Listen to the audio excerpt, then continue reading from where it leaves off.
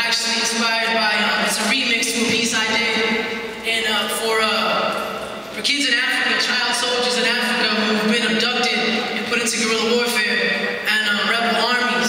So I rewrote the piece coming from the heart of a child in Haiti. From a child in Haiti. America, many nights you might find yourself in a place where too often you pay $5, $6, $7, and $8, but not for stars. Simply an atmosphere filled with the sweet aroma of roasted beans, the fellowship of fellow coffee, or I need to stay up late tonight fiends, or I'll pretend I drink coffee so I can look cool type teens. I'm not trying to be mean. Simply stating the fact that great little places like these have you tweeting away and missing my dreams, because you've yet to realize the tragedy of me, your fellow unseen human being you've been trained to follow after disaster hits and it's shown on your mediocre Hollywood screens, or so it seems. Follow me, America. I'm an alive and well type patient, not a mannequin king. A breathing and blinking type patient, not a mannequin queen. Could I live long enough to reach for stars with my own bucks? Follow me, America. I want to swim in your swimming pools because I'm growing sick of cesspools type patient. I want to enjoy your $20, $30, and $40 steaks because right now my life's at stake type patient. Follow me, America. I want to smell like your $60, $70 perfumes and not my urine fumes type patient. I want to live with mom till I'm 20 because I don't want to be without her at the age of 5 type patient. I want to be a child at 9 and play guitar at 10.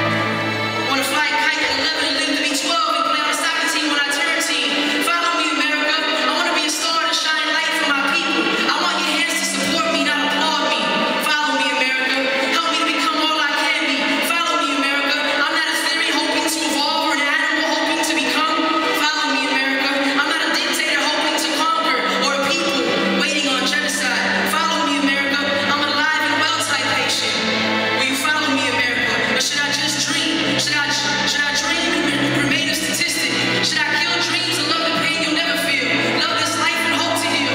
Love this life and starve for meals. Love this life and search for real. Give me real, America, because I can feel fake 1,000 miles away. What does it take to travel 1,000 miles away? How do I make my dream world 1,000 miles away? I can't seem to run away, but I've learned to hide away to dream for a better place. A place where cars take paths. A place where water is given to grass. A place where dogs have beds and cats have doctors.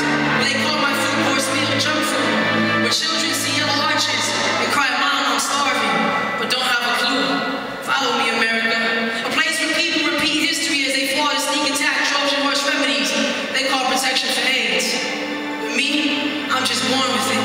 A place where gluttony's well-defined, where vanity became a nation, where who cares became a language, where the words I'll share fell to genocide, where pesticides protected crops but kill my people. A place where $66 billion is spent on cosmetics, and I hope to one day see half that word, a medic. Yes, I said it, but please, America, don't just publish it and feed it to a world that is satisfied with saying, oh yeah, I read it, then camouflage it with the selfish thought. To those Haitian children, I'm not indebted. America, don't keep us invisible. We're not trying to become comic book superheroes. Love the heart of a child that waits. P.S.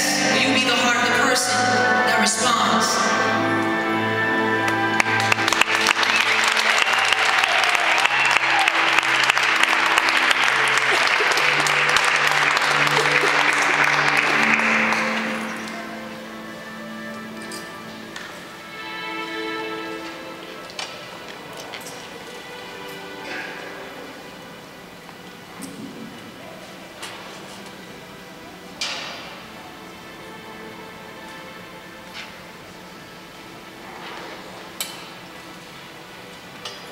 Y'all know it's one thing to start something, but it's a whole different story when it's time to follow through.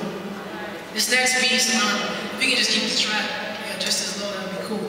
I would be remiss if I didn't share what inspired this next piece. Is actually a scripture in Amos. It says, this is God speaking to the people of Israel, and I think in the Message version it really resounds to the people today, to us today. It says, I can't stand your religious meetings. I'm fed up with your conferences and conventions. I want nothing to do with your religion projects, your pretentious slogans and goals. I'm sick of your fundraising schemes, your public, this is scripture, your public relations and image making. I've had all I can take of your noisy, evil music. When was the last time you sang to me? Do you know what I want? That's what I want. That's all I want.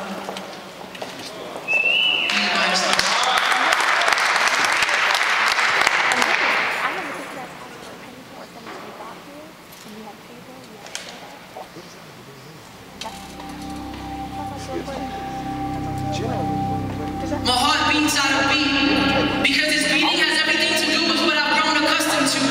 The music, the melodies, the choruses, the rhythm, the stained glass windows to match the great entrances, the beautiful feel of the church atmosphere, the nod, the wave, the casual smile, the formal handshake, the 1 hour on Sunday because Mondays belong to work, school, and everything else, and Saturdays are way too close to Sundays. As if our worship ran on electricity. Keep it off during the week because your worship bill might just come in too high. As if our worship was wholly based on singing songs and raising hands, when hands and limbs are the price paid by worshipers in other countries because they refuse to renounce their God, our God. As if our worship needed the John Maddens to lead us in a play-by-play, or the Simons to brand us as American Idols, or the John Mayers to remind us that the world is waiting, or the Jay-Z's who claim that Jesus can't save, or the Larry Kings in the 60 Minutes to inform us of what's happening in our world, when what's happening in our world should be more than just information for our ears, or conversations at lunch breaks, or Facebook statuses and blogging material. As if our worship needed great big neon signs to attract the masses, or catchy phrases to get our attention. As if our worship needed an amazing return on investment to convince us of its worth. As if our worship needed stages, microphones, lights, and American Idols to make it authentic. Teach us worship, Lord. Teach us worship.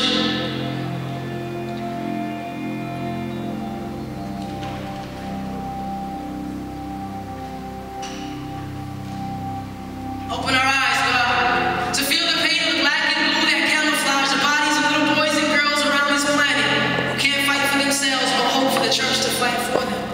Open our eyes, God, to understand the thoughts or expressions on a child's face when they realize that mom and dad has just made an exchange. Their little bodies for change in the form of revenue. Their little souls for pleasure in the form of sin we now know as trafficking. Open our eyes, God, to imagine the daily activities of prostitutes and drug addicts that seem too filthy to be part of our story, but the Rahabs and the thief on the cross never filthy enough to have been excluded from his story. Open our eyes, God, to respond to the pain of the unborn child made in your image. The beauty in a mother's womb that screams I exist when the world concludes it is just a blob. They say feed me, the world says feed us. It's just a fetus. Open our eyes, God, to protect the purity of our youth in a world that proclaims that a virgin has no status. How mistaken when the real version of the virgin birthed the one who gives them status. His breath that awakens their apparatus with the purpose of creating a like version of them with a virgin. Open our eyes, God, to breathe in the greatness of you, who makes dead things come alive, live things look fly things fly high into skies where their cries become laughter. Because in earth stadiums, the rafters are filled with fatherless sons we call bastards, and motherless daughters we call future disasters. May we drown in justice. May we be resuscitated with hearts transformed, with hearts that mute the music's noise. Because they long for a worship that responds to the angelic callings of the orphan and the widow. A worship that feeds, a worship that quenches thirst, a worship that isn't irritated by visiting hours or prison doors, a worship whose sense of smell can stomach the stench of urine and unbrushed teeth, whose sense of sight can bear an urban crown of thorns, lice-filled hair, and bloody nails, whose sense of touch and embrace can loosen the grip of domestic violence, whose sense of hearing and concern can fill the void shaped by the held-back I love yous that turn dreams into nightmares, and nightmares into reality. A worship whose purpose is to shine outside the dry walls of the church, where the world waits and a God watches. The question, the challenge, will you worship?